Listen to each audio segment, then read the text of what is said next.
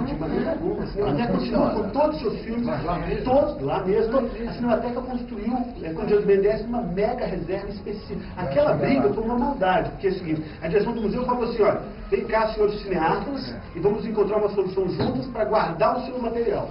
Porque o Mantoverde virou depositário de fotos e filmes e materiais de cineastas. A direção falou assim, isso está se perdendo, isso está contaminando as obras, basta. Vamos solucionar, vamos. Não quer solucionar, então fica no terceiro. E o Manto ficou com o que é dele. O Manto continua com seus 4.500 títulos, que é sensacional, totalmente bem tratados hoje em dia, bem julgados.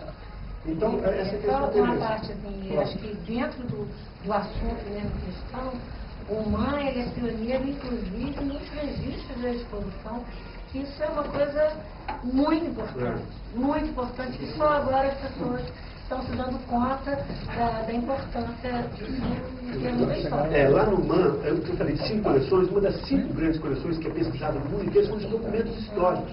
Então você fala, a exposição Ping-Ping que o Voltaire mostrou, por exemplo, lá no Jardim, tem. Então você precisar, tem dentro do museu. Não está aberto, não tem condições ideais, a biblioteca tem filtração, tem mil problemas, óbvio, mas tem. E essa proteção da documentação foi uma coisa que a gente fez com muito carinho. Todas as exposições são documentadas. Todos foram documentados. Painel, fotografia, planta, mas nunca de maneira regular. O que a gente não conseguiu documentar eram as obras. Muito caro, tudo, né? O processo era muito caro. Mas era mais ou menos por essa direção que eu queria compartilhar com vocês aqui, gente. Depois a gente abre para as conversas. Depois a gente vai, porque é só uma. Depois a gente vai abrir para todo mundo perguntar. Porque às vezes, só completando aqui, às vezes as pessoas achavam que por ser um museu muito grande e que tinha muitas exposições por ano, era fácil receber tudo. Era fácil, mas também era muito difícil. É uma engenharia, você construir, costurar uma agenda e dar os pesos adequados, e sem dinheiro, é sempre uma... senão fica reboque, sabe? Só de favor. O aspecto da curadoria ele envolve tudo isso. Bem, agora eu vou passar a palavra aqui para o Militar, que está abaixo. Primeiro agradecer, dizer como estou contente de estar nessa mesa e a minha sorte ter sido o último que eu pude ouvir. Muito interessante tudo que vocês falaram. E eu acho que os 10 minutos até deram uma concisão, esse apertinho nos 10 minutos, que deu uma coisa essencial, que foi muito boa. Então vou falar como artista, não é? Que é uma situação mais ambígua no sentido, né? Porque o artista, ao mesmo tempo que ele é parte de uma exposição, ele está fora dessa exposição. Ao mesmo tempo que ele é elenco, não é? de um museu ou de uma exposição, ele é cliente dessa exposição. Então a relação do artista com o espaço institucional é sempre ambígua, né? Porque a gente está dentro e fora. Quer dizer, quando a gente está dentro, quando está fora, está completamente fora, e como um observador, quase como um leigo também, né? Então é até muito interessante ouvir essas conversas, porque em geral são conversas que os artistas não participam, né? São conversas internas mesmo, de bastidor, de organização de espaços culturais. E eu andei pensando sobre essa história da museografia, não é? Então, se você... História da museografia, eu acho que está muito ligado à história da democracia, e da democracia do conhecimento. Então, se você pegar, assim, o século XIX, né, onde não havia o pressuposto que todos deveriam ter acesso à arte, que a arte era um bem cultural e um bem social, que era bom para todos ter arte, você tinha os grandes salões, né, onde você tinha pintura, né, do chão até o teto, sem a menor preocupação de esclarecimento sobre isso. Então, era um tipo de montagem que era ótimo para quem já estava preparado e que excluía quem não estava preparado. Então, uma pessoa que estava preparada para a obra de arte, ela podia chegar num salão daqueles e pensar, não é, o que interessava, ver o que interessava, conversar, não é, como se diz, com quem estava ao lado, chegar às suas conclusões. Agora, quem não estava preparado não ia entender nada daquilo.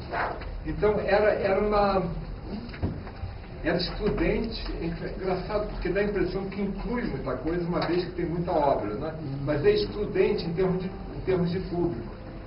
Aí você pega os museus americanos, né, que começam a se organizar e tem esse peso, já parte desse pressuposto, porque os museus americanos, já vivem de doação, né? Doação que pretende dar um uso social a esse dinheiro, né? Fulano morreu, deixou a doação para que aquele museu possa fazer exposições com entrada gratuita, né? Então a comunidade resolve participar e a comunidade resolve atuar, né? E resolve fazer daqueles museus criar chaves, ou criar entradas, criar acesso, né? Intelectual, para que as pessoas possam começar a absorver e fluir aquelas obras. Então, esse esclarecimento que se tem no Museu Contemporâneo, essa preocupação, principalmente que a Sônia estava falando, né, de montar um discurso na diversidade. Né? Você vive um momento, né, da arte contemporânea que é muito fragmentado e que você precisa de montar discursos para que se amarre isso e que possa dar entrada para o público. Né? Então, o público entra através do discurso, supostamente através do discurso do curador. Então, quer dizer, a curadoria generosa e sensível, né, e informada, ela é capaz de montar um discurso que vai esclarecer a própria obra. E eu acho que aí que eles, desde que a Rosa me chamou para vir aqui, eu fiquei pensando nesse assunto. Né? E aí que entra essa coisa de uma didática prática. Né? Então, é uma didática prática visual que se alia a textos que são colocados nessas paredes, né? De modo que as pessoas possam ver, ler e estabelecer relações entre esses textos e essa reflexão com aquilo que eles estão vendo. E, como a Lígia está falando, né, complementados até por essa conversa que se tem, estimulados por esses textos. Então, a curadoria é realmente necessária. Não sei, eu não gosto muito desse nome, porque é um pouco que tem a ver com curandeiro, não é? Ou com cura, não? O padre. Talvez tenha a mesma raiz, eu não sei. Não é? O termo curador vem daquele que toma conta. Claro, que cura. Tem um cuidado. E que vem do mundo da abstração, né? Que realmente que inventou essa história, que são museus que se esclarecem, exposições que se esclarecem. Que antigamente chamava conservador de museu, né? Quer dizer, ele mantinha aquilo do outro, ele tem um processo dinâmico. E também eu acho interessante essa conversa aqui para os artistas, né? Porque a questão da curadoria quer dizer, você tem uma curadoria estabelecida, recursos, verba, os recursos técnicos que envolvem uma exposição bem montada, no que se entende por uma exposição bem montada contemporaneamente, com uma boa iluminação, com tudo isso que foi falado aqui, especialmente pela Sônia, é caríssimo. E são coisas... Então, é importante que os artistas pensem nas necessidades de uma exposição. Quer dizer, o que essa exposição, como é que ele pode, ele mesmo, esclarecer essa exposição, a exposição dele que ele vai fazer aqui, por exemplo, né? Ou num coletivo, né? Numa casa alugada, em algum lugar, né? Então, quer dizer, como é que eles vão colocar essas suas obras em relação às obras do grupo que está expondo, que relação essas obras vão ter e como isso vai passar para o público e para eles mesmos. E eu acho interessante ter essa conversa, que seria uma conversa de pastor, que é uma conversa também de abrir e democratizar a questão da arte. Eu acho que os artistas têm vontade de dividir, né? Senão eles não fariam.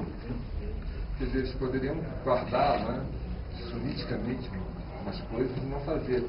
Mas, quer dizer, à medida que você faz, é sinal que você quer dividir aquilo com alguém. Que você não sabe muito bem quem é, como também o museu também não sabe muito bem quem vai estar lá, como a senhora disse. Então, eu acho que abrir essa discussão, abrir essa conversa e alertar, né, os artistas da necessidade de levar a obra dele para o público da maneira mais adequada possível e para quebrar limites que já são tão grandes, né?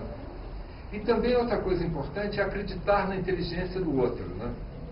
Quer dizer, os regimes totalitários em geral não acreditam na inteligência do outro e propõem o que eles chamam de arte, que são formas muito simplificadas, né? Que seriam absorvidos por esse outro, que seria o proletariado, o povo,